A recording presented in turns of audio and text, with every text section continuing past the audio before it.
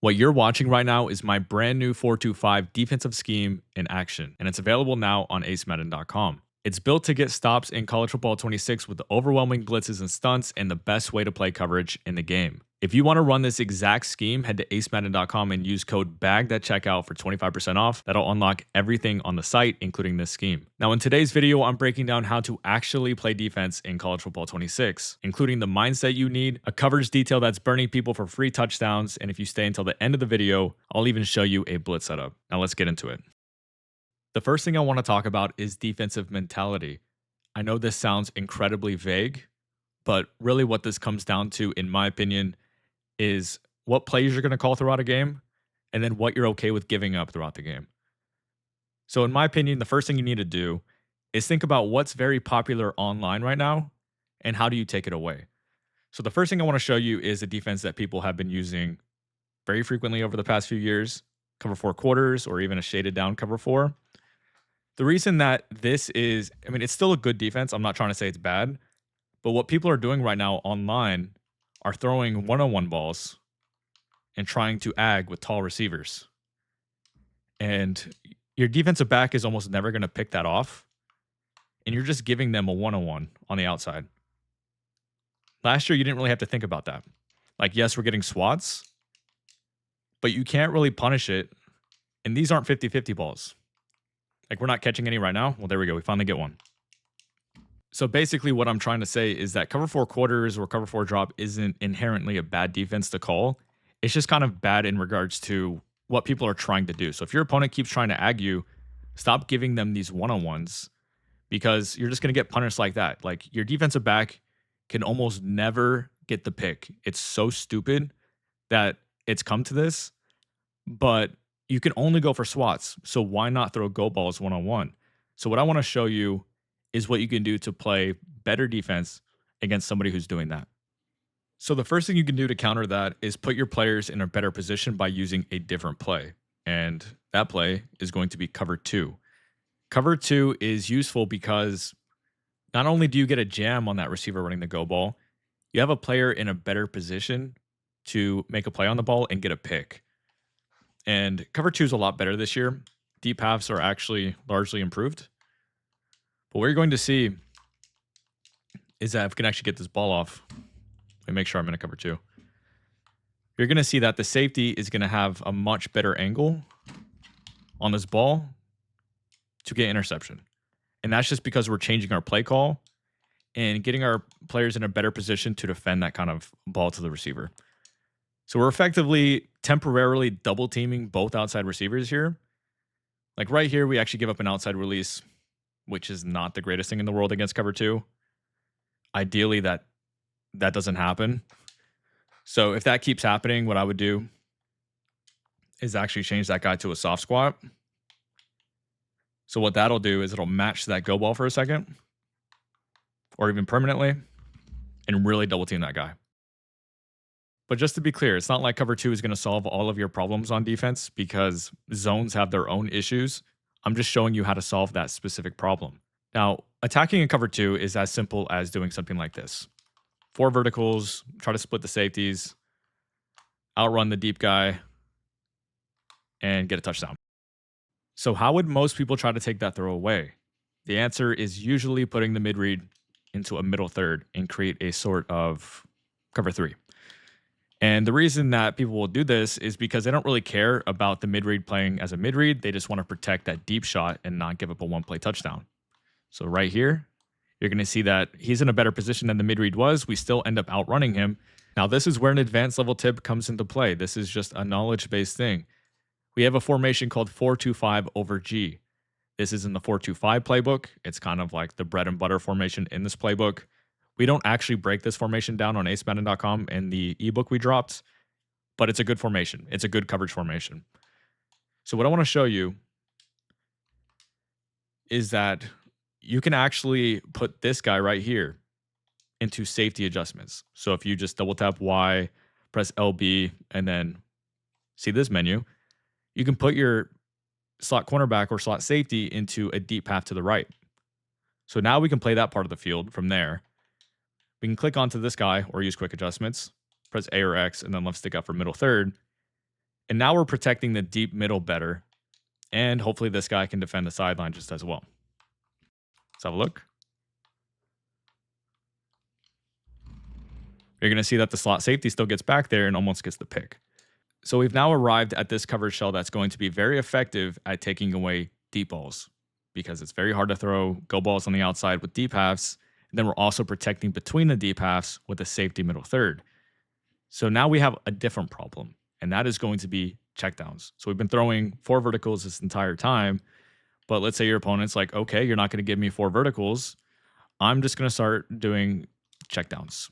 I'm going to start doing something like this a terrible rock combo, but we'll do something like this, right?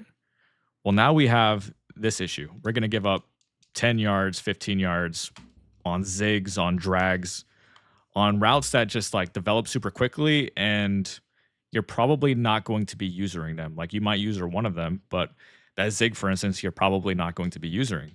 So now we've arrived at a point where your opponent has a counter to your counter, and it's now your responsibility to counter his counter. That's pretty much how Madden and college football work. It's just a game of chess.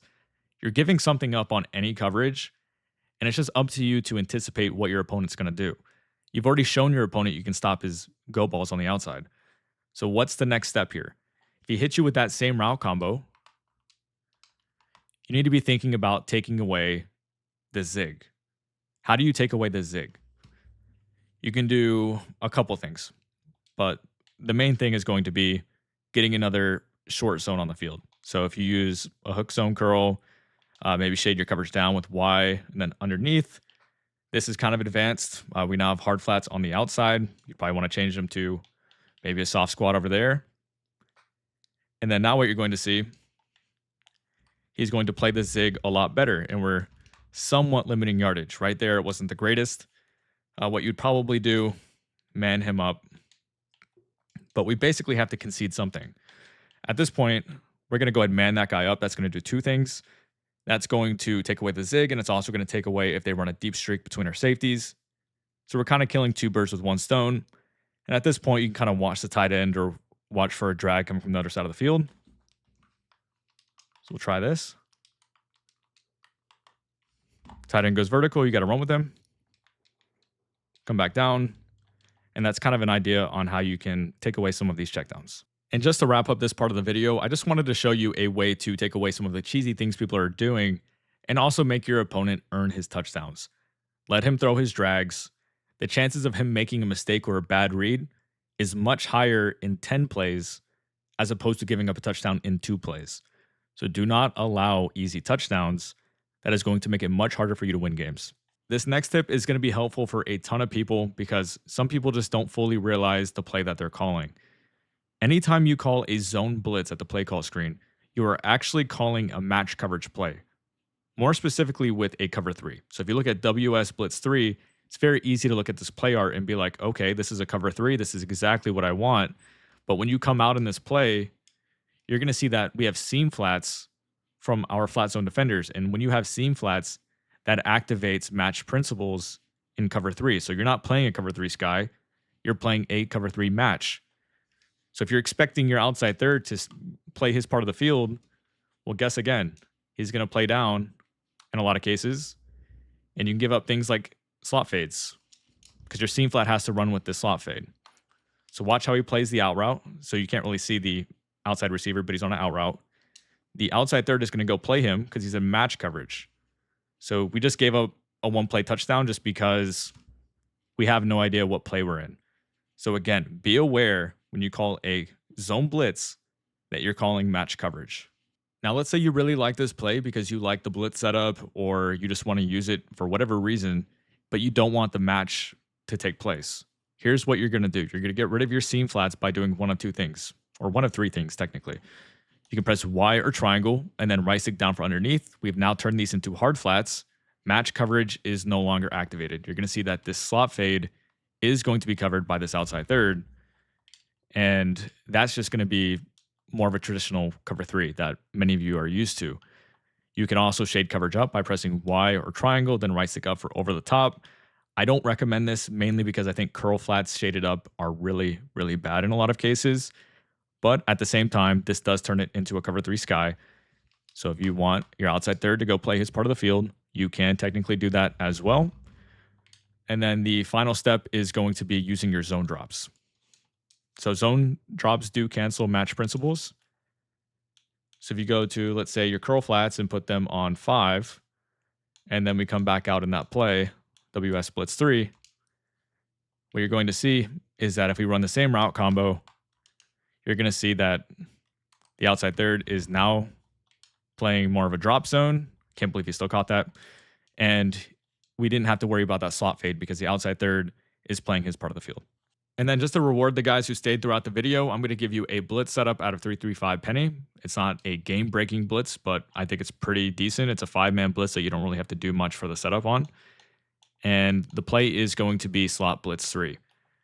So what I recommend doing for this is turning safety depth to close, width to pinch, and then in your coverage shells, with your right stick, you want to go down, or I guess you would go up in this case, to cover 2. So shell cover 2, slot blitz 3. And the setup is very simple. All you're going to do is press D-pad left, left stick down, and then contain with RB and then LB for quarterback contain. And that's it. That's all you have to do. You're going to get this B gap pressure from the slot cornerback when the running back goes out to block. Now this can, I'm pretty sure, come in versus blocked running back on opposite side of the slot cornerback, like that. But if the running back's on the same side, which we'll go ahead and showcase real quick, if it allows me to float him, there we go. You'll see that he is going to be more likely to pick this up. He actually almost still came in. But it's an easy blitz setup. I also like the front. I think 335 Penny has always been a good front. If you don't like the coverage, you don't want to play cover 3 match, maybe put the outside guy in a cloud flat. Put this guy into either a deep half or into a outside third to the right. So run something like this. This will be a good coverage shell. Just giving you guys some ideas, but I just wanted to give you guys a blitz too, because obviously when it comes to playing defense, it's nice to have a blitz that comes in clean and force your opponent to keep his running back in. Hopefully that gave you a better idea on how to play defense in College Football 26. Any questions, feel free to ask in the comment section. And then if you want that 4-2-5 defensive scheme, go check out acemadden.com. You can use code BAGGED for 25% off on monthly membership. That'll grant you access to everything that's on the site. See you guys in the next one.